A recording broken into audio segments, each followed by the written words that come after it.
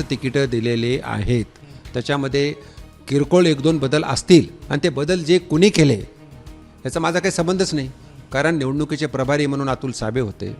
काय झालंय भाजपमध्ये? पहिली गोष्ट, इथे जे मुंबईपर्यंत आवाज आले की इथे राडे झालेत, गाड्या अडवल्यात, कार्यकर्ते नाराज झालेत, ही वेळ भाजपवर काय? 2 लोकांनी जे आम्हाला वाटतं अपेक्षेपेक्षा जास्त राडा केलेला आहे. एक दिव्या मराठे यांचं उपोषण, ते सुद्धा उपोषण आम्हीच सोडलं. मी असेल स्वतः, अतुल सावे असतील, आमचे जिल्हाध्यक्ष असतील, यांनी त्यांच्याकडे गेलो, त्यांनी त्यांना भेटलो आणि समजून सांगितलं. आणि दुसरा जो आहे तो बदाने पाटील यांचा एक, ह्या 2 शिवाय तिसरा राडा काही झालेला नाही आहे.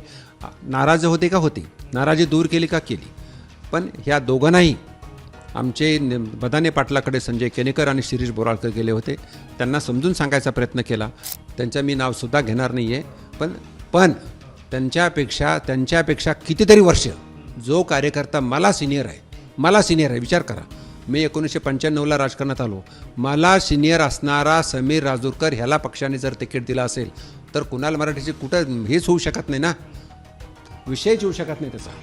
म्हणून त्या ठिकाणी समीर राजूरकर जो अत्यंत चांगला कार्यकर्ता आहे, निवडणूक प्रमुख आहे, त्याला पक्षाने तिकीट दिलं, त्याचा संबंधच येऊ शकत नाही. मग आता स्थिती कंट्रोल, पर्सनल लेवलला जाऊन बोलत असेल त्याला काही अर्थ नाही आहे.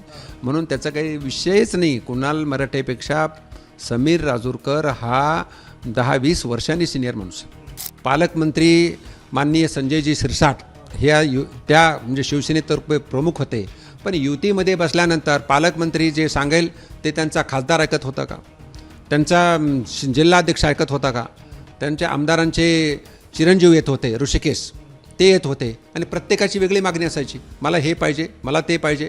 आणि एवढंच नाही तर राजेंद्रजी जंजाळ यांची प्रामुख्याने युती करायची इच्छाच नव्हती, असं मला वाटतं बरं का.